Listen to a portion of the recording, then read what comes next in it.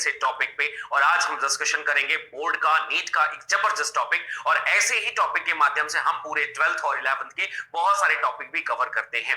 अगर आप 12th start करना चाहते हैं या नीट की पढ़ाई स्टार्ट करना चाहते हैं तो आपके सामने एक सबसे बड़ा सवाल आता होगा, जेनेटिक्स सबसे कठिन है। ऐसे शॉर्ट्स बना बनाकर मैं आप लोगों को बहुत सारे कॉन्सेप्ट 10 मिनट में ऐसे हंसते खेलते याद करा दूंगा, ताकि जब आप इस चैप्टर्स को पढ़ेंगे या फिर इनके मैराथन्स में आएंगे तो आपको ऐसे टॉपिक और भी बेहतर तरीके से समझ में आने लग जाएंगे।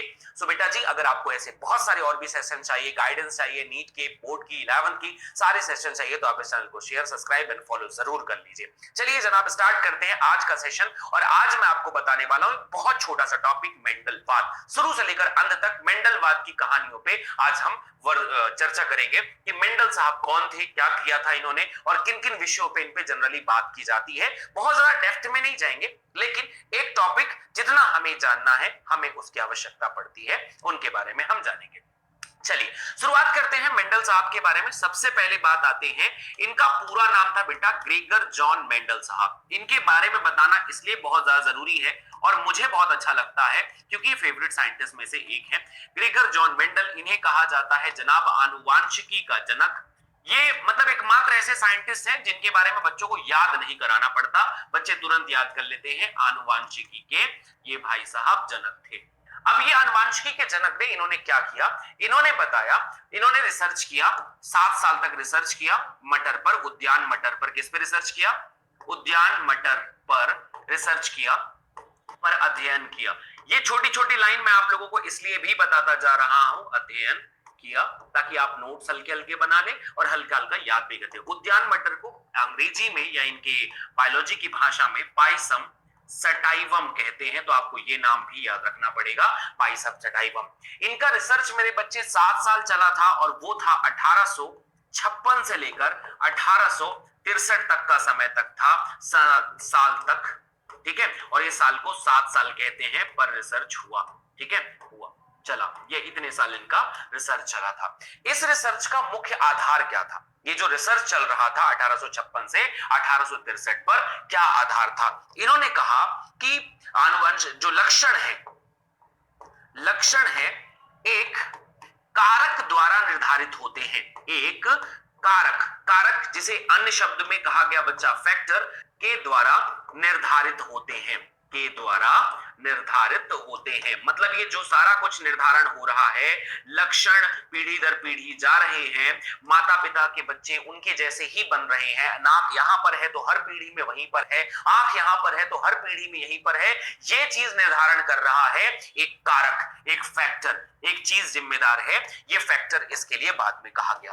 कारक को बाद में ठीक है, बाद में जीन को कहा गया। इसे जोहानसन साहब ने, जोहानसन एक साइंटिस्ट है, ग्रेट साइंटिस्ट है, जोहानसन ने जीन कहा, जोहानसन साहब ने इसे जीन कहा। ये 3 बातें आपके दिमाग में बैठनी चाहिए। टॉपिक बहुत इंपॉर्टेंट है, बड़े मजेदार है और इसके हिसाब से काम करना चाहिए। अगले बिंदु पे आते हैं। ये जो उद्यान मटर पे रिसर्च हुआ तो कहा गया यहां पर कि कारक जोड़े में होते हैं, कारक जोड़े में होते हैं, पेयर्ड होते हैं। और जो पेयर्ड होते हैं उसके हिसाब से मटर के 7 विपर्यायी लक्षणों पर काम किया। मटर के 7 विपर्यायी लक्षणों पर कार्य किया, विपर्यायी लक्षण पर कार्य किया। अब आपको यह जानना है कि 7 विपर्यायी लक्षण पर कार्य जो किया गया था वो कौन कौन से थे? 7 विपर्यायी लक्षण, 7 कॉन्ट्रास्टिंग कैरेक्टर। और साथ ही साथ में यहां पर लिख सकते हैं 14 ब्रीड, 14 किस्म के पौधे। अगर किस्म पूछा जाएगा तो 14 किस्म के पौधे मटर का उपयोग किया गया था, पौधे का उपयोग किया, के पौधे का उपयोग किया। ये एक इंपॉर्टेंट क्वेश्चन आता है। 14 किस्म और 7 विपर्यायी लक्षणों पर काम किया था। ये मेंडल साहब का पूरा कहानी था, ठीक है। ये जो 7 विपर्यायी लक्षण थे, वो 7 विपर्यायी लक्षण क्या क्या थे? आइए हम जानते हैं कि वो 7 विपर्यायी लक्षण कौन कौन से थे। 7 विपर्यायी लक्षणों में सबसे पहला था बेटा पौधे की लंबाई, पौधे की ऊंचाई। ये पहला लक्षण था, एक एक करके याद करते चलिएगा। दूसरा लक्षण था बेटा पुष्प का रंग, दूसरा लक्षण था पुष्प का रंग। तीसरी बात थी पुष्प की स्थिति, पुष्प की स्थिति। मैं बताऊंगा बाद में नीट में क्या क्या क्वेश्चन आते हैं। चौथे नंबर था बेटा बीज का रंग। अगला पार्ट आता है बीज का रंग। उसके बाद पांचवा आ जाएगा यहां पर बीज की स्थिति या बीज का आकार जिसे हम कहते हैं। अब इसके बाद हमारे पास 6 नंबर का आ गया भाई बीज पत्र यानी बीज चोल जिसे अपन कहते हैं, या फिर बीज आवरण, या फिर से सीड पॉड कह सकते हैं। फली, फली असल में इसे कहते हैं। फली का रंग और फली का आवरण। 7th कैरेक्टर आता है बच्चे फली का आकार। ये 7 लक्षण थे और ये सातों आपको याद रखने हैं। मैं आपकी जानकारी के लिए बता दूं, बहुत ध्यान समझना। इसमें 2 लक्षण पुष्प पर थे, 2 लक्षण बीज पर थे और 2 लक्षण फली पर थे। ये पूछा जाता है कि फली पर कितने लक्षण थे, 2, बीज पर कितने लक्षण थे, 2, पुष्प पर कितने लक्षण थे, 2, और पौधे की ऊंचाई पर 1 लक्षण था। ये जो लक्षण थे, कुछ लक्षण प्रभावी होते हैं, कुछ लक्षण प्रभावी होते हैं जो हमेशा दिखाई देते हैं, और कुछ लक्षण अप्रभावी होते हैं जो उतना रिप्रेजेंटेटिव नहीं होते, वो लड़ाई के दौरान अपने आप को रिप्रेजेंट नहीं कर पाते। आइए जानते हैं बच्चा पौधों की ऊंचाई कितने प्रकार की होती है। या तो पौधा लंबा होगा और या तो पौधा बौना होगा। वेरी फर्स्ट थिंग, सबसे पहली बात। पुष्प का रंग या तो बैंगनी होगा, तो बैंगनी प्रभावी होता है और सफेद जो है अप्रभावी होता है। जब आप इन चैप्टर्स को पढ़ना शुरू करेंगे तो ये बेसिक है, ये 12th के लेवल का कॉन्सेप्ट है जो नीट में थोड़ा सा डिटेल कर देंगे तो और अच्छी स्थिति से क्लियर हो जाएगा। पुष्प की स्थिति या तो अक्षीय होगा और या तो अंत्यस्थ होगा, अंत्यस्थ होगा। ये वो मेन टॉपिक है जिनके ऊपर क्वेश्चन पूछा जाएगा। बीज का रंग, बीज का रंग पीला है तो प्रभावी है, अगर हरा है तो अप्रभावी है। बीज का आकार, बीज का आकार अगर गोल है तो प्रभावी है, अगर झुर्रीदार है तो अप्रभावी है। याद करो बच्चे मेरे साथ में, ये बातें याद करनी पड़ेंगी। फली का रंग अगर हरा है, फली का रंग अगर हरा है तो प्रभावी है, पीला है तो अप्रभावी है। फली का आकार अगर फूला हुआ है तो प्रभावी है, और अगर मुरझाया हुआ है तो अप्रभावी है। ये 7 विपर्य लक्षण हो गए, और इन 7 विपर्य लक्षणों के आधार पर हमें चीजें याद करनी पड़ती हैं। इन चीजों को आपको याद करना है। बड़ी बड़ी चीजें कम समय पे 10 मिनट में आपको ये चीजें मैं याद करवा दूंगा। आपको एक बार मेरे साथ रिवीजन करना है तो कहानी खत्म हो गई बेटा। यहां पर याद रखना ये बातें, इसके बाद ये बातें, और इस पर आधारित एक कॉन्सेप्ट और पढ़ा देता हूं कि मेंडल साहब के परीक्षण, मेंडल के नियम। देखो यार, मेंडल साहब के 3 नियम थे। पहला नियम था प्रभाविता का नियम। क्या होता है बाद में समझेंगे, अभी सिर्फ नाम याद कर लो। 10 मिनट में तुम्हें ये बातें पूरी याद हो जाएंगी कि यार इतनी बातें हैं जिसे हमें डिटेल करना है।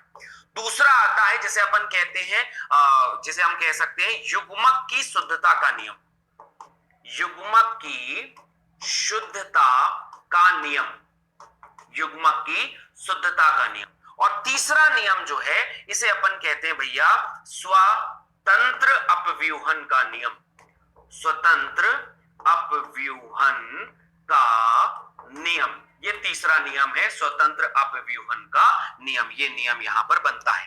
अब इन तीनों नियम की अगर अपन बात करें तो प्रभाविता का नियम जो है बेटा, ये एक संकर संकरण पर आधारित है। एक संकर संकरण का मतलब होता है, संकरण पर आधारित का मतलब है यहां पर केवल एक लक्षण का क्रॉस होगा, एक लक्षण का क्रॉस। एक लक्षण मतलब या तो लंबाई, एक लक्षण बस होगा। और यहां पर आता है बेटा जिसे अपन कहते हैं डाई हाइब्रिड क्रॉस, और डाई हाइब्रिड क्रॉस का मतलब होता है द्विसंकर संकरण, द्विसंकर संकरण। ये डबल लक्षण पर आधारित होता है। जैसे यहां पर क्रॉस करेंगे तो ये हो जाएगा टॉल टॉल लंबा है और बौने बौने का क्रॉस कर दिए। यहां पर जब क्रॉस करेंगे तो टॉल टॉल राउंड राउंड का क्रॉस होगा, स्मॉल स्मॉल और झुर्रीदार झुर्रीदार। तो ऐसा 2-2 लक्षण होंगे तो डाई हाइब्रिड क्रॉस है, और एक एक लक्षण होगा तो इस तरीके से क्रॉस होगा। मुझे उम्मीद है ये पॉइंट आपके दिमाग में बड़ी आसानी से बैठ गया होगा, और जब आप इसके डिटेल वर्जन पे जाएंगे तो उससे पहले ये चीज पढ़ के रखो। जब मैं इस चैप्टर पे आऊंगा बोर्ड के लिए, नीट के लिए पढ़ाने के लिए, तो आपको बहुत डिटेल में पढ़ाऊंगा, लेकिन उससे पहले ये पॉइंट पढ़ के रखिए, याद करके रखिए, ताकि जब मैं चैप्टर स्टार्ट करूं तो आपके दिमाग में ये बातें बिल्कुल तरीके से बैठ जाएं, आपके दिमाग में छप जाएं और आपको दोबारा पढ़ने की जरूरत बिल्कुल नहीं पड़नी चाहिए। Thank you so much. अपना बहुत ध्यान रखें, ध्यान रखिए। अच्छा, एक क्वेश्चन आपसे पूछ लेते हैं। मुझे बताइएगा कि अगर एक इस चैप्टर का जुड़ा हुआ बड़ा इंपॉर्टेंट क्वेश्चन आता है कि यहां पर जैसे अभी मैं आपसे क्वेश्चन पूछ लेता हूं कि बीज का हरा रंग प्रभावी लक्षण है कि अप्रभावी लक्षण है। कमेंट सेक्शन पे सारे बच्चों का मुझे आंसर चाहिए, मुझे फटाफट बता दीजिए। तब तक के लिए धन्यवाद। मिलते हैं नए शॉर्ट्स और नई कहानियों के साथ में। चैनल आपके लिए पूरा न्यौछावर है, बहुत ही जल्द हम इस पे बहुत अच्छा वर्क और स्टार्ट करने वाले हैं, तो चैनल पे अपना प्यार जरूर बरसाएं। Thank you, bye bye.